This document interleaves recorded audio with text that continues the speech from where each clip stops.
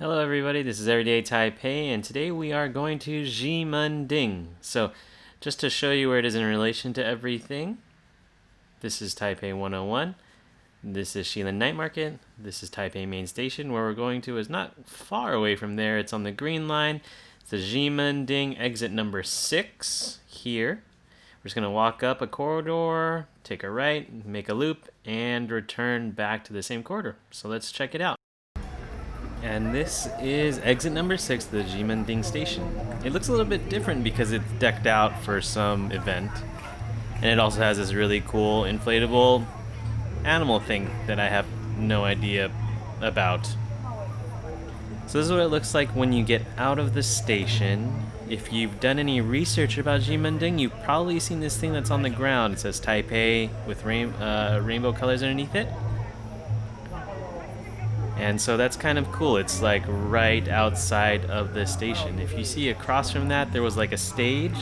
It's because there was a band that was playing. I'm not too sure about the band. I don't know if they were super popular, but they were having a meet and greet as well. And so there was a lot of people waiting for them. Like I said, I'm not familiar with them, but it seemed like they were pretty popular. So Ximending, it is... Some call it the Harajuku of Taipei, and that's not too far from the truth. It's a place for young people. It has a bunch of places to eat, it has a bunch of snacks, it has a bunch of shopping, and a lot of movie theaters, which is something that I didn't know before I got here. Count that I read online said that there was like 20 movie theaters here, which I did not believe. Mainly, it's probably one of those things, like if you didn't know it was there, you'll miss it completely because there's just so many stores. There's no way for it to catch your attention. There's just so many other things that call your attention here. Like, look at all the lights. It's crazy. So this is the first corridor we're going down to. We're going down into our first intersection, square area that you'd find. And you'll see to the right there's this huge line. We're coming up on it now. Yeah, you see it here. There's a huge line, and it's for this boba shop that probably opened up sometime before the summer. And so it's getting pretty big, but it looks like they're adding a bunch of things. So the things I didn't see is like this poster here for like chicken cutlet. It says 88 new Taiwanese dollars, which roughly translates to about $3 US. And so they're starting to add a bunch of weird stuff that's very uncommon for a boba shop to have. Usually it's just boba. So here you see a KFC across the street from it, and you see this blue sign here that's a Hot Star Chicken, which is also a chicken cutlet place that is very popular here. If you've done any other research on Taipei, you've probably come across that name. So there's a lot of chicken, fried chicken if you need, in the first square. You have KFC, you have Hot Star, and now you have this boba shop that also sells chicken cutlet. Kind of weird, but who doesn't love fried chicken? Are you crazy? Sign me up. And so, something that's also very interesting about Ximending is that they close down the streets for pedestrian use only.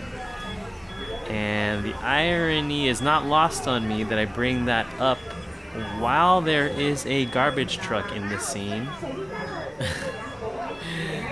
I just brought that up also to show you that they like to keep it very clean in Ximending. There's garbage trucks. Even when it's crazy busy, there will be a garbage truck, and a man or a woman that picks up garbage during the middle of the day. This is maybe at 3 or 4 p.m. actually. But hey, what you want to take away from that is very clean here.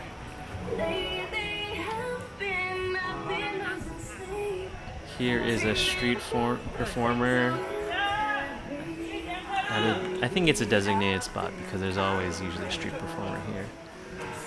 So going back to the pedestrian only thing, it's really quite nice because if you walk around here, or if you've seen in some of my videos, there's a lot of like gymnastics you have to do. You always have to be dodging a car or a moped or walking around, or a bikes or walking around parked mopeds, and it just becomes kind of a hassle.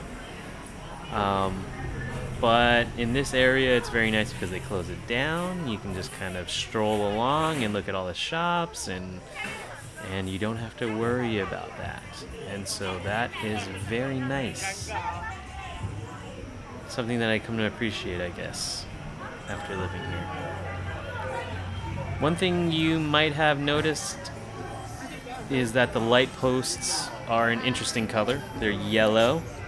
And so all the streets, or most of the streets, have color-coded lampposts. So this is a yellow street. I think when we turn on this left here, there's going to be red light post, and there's going to be blue light posts in the end.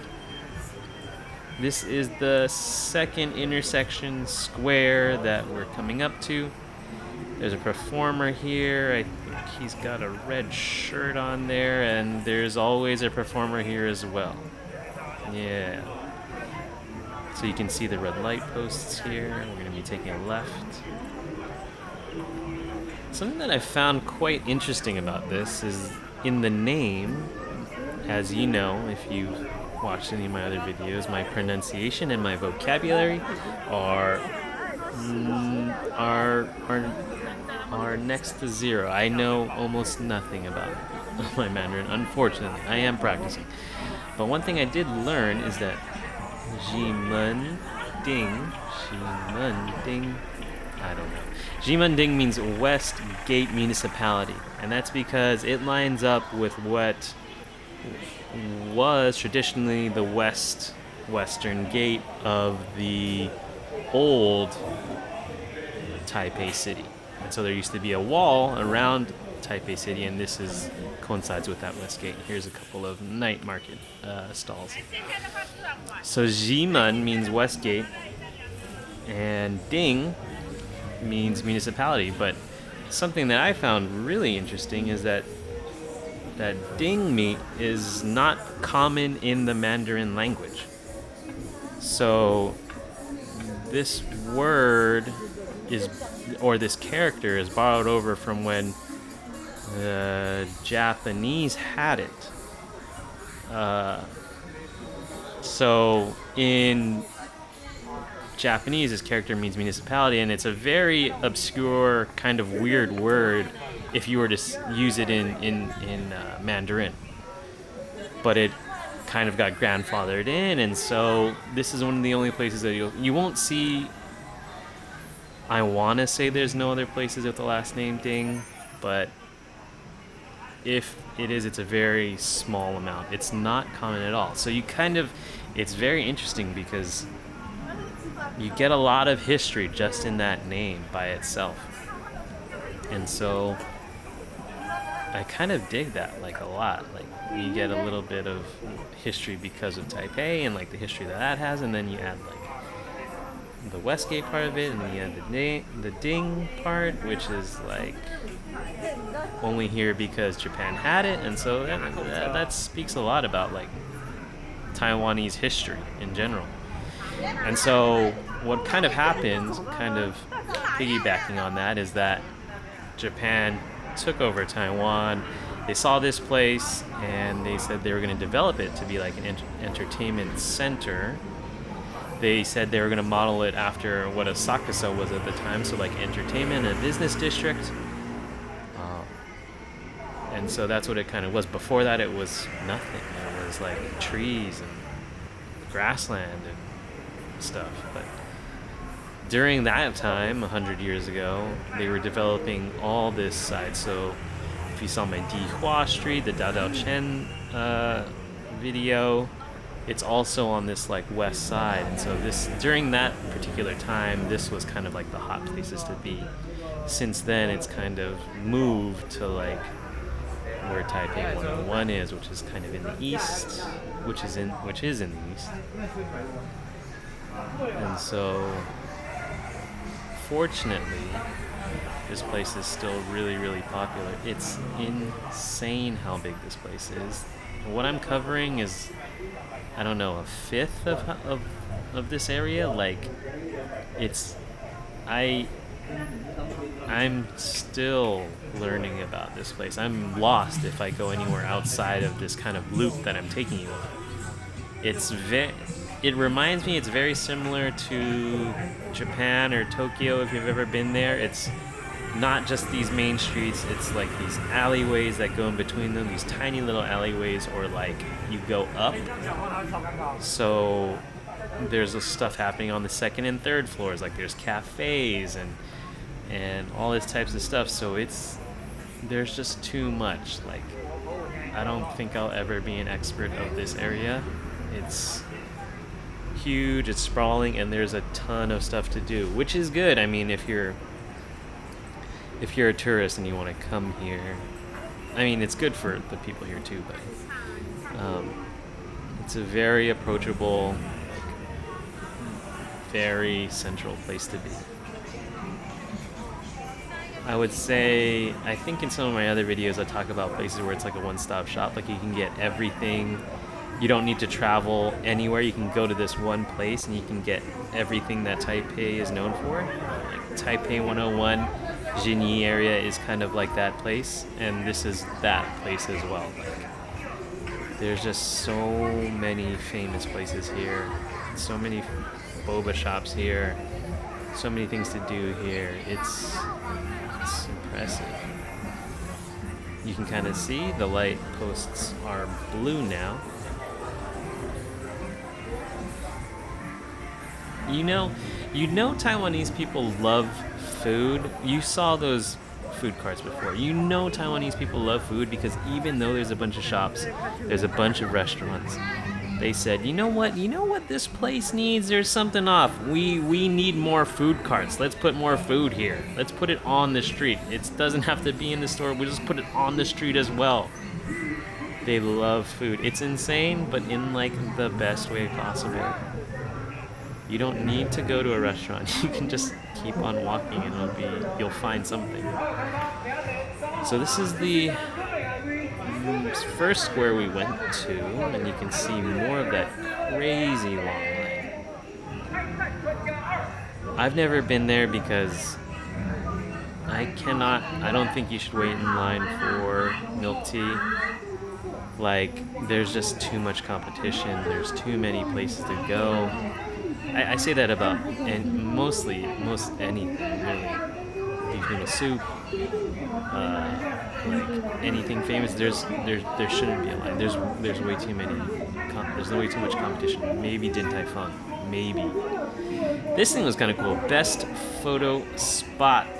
So if you want to take a photo anywhere in Ximending, you take it there. They said it. It's obviously the best photo spot in the whole region. So, no. I think it's kind of cool. The brown sugar boba kind of kiosk thing. I'm going to put my hipster hat on and say that it's a little bit passe. I'm over it. Over brown sugar. It's still very delicious, but I'd say it's everywhere. It's like, yeah, and it's been out for a long time. Like, you can get it at the supermarket, so I don't know.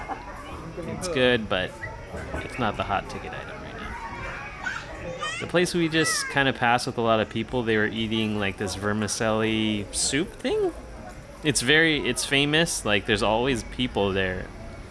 I'm not into that type of thing, so I never get it. But maybe you should try it because a lot of people do.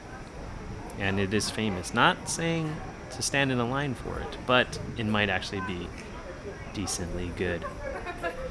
This is the end of the journey. I think I'm going to stop here because I see 2 boba shops on either side of me, so I think everything is right in the world. I should stop this video now. What is this place called? It is called Dear Queen Tea, another tea place I have never been to, but I hope you like this video. I'm going to have another video about some more of this because it's just so big. I hope you enjoyed it. Have a good one, and I'll see you in the next video.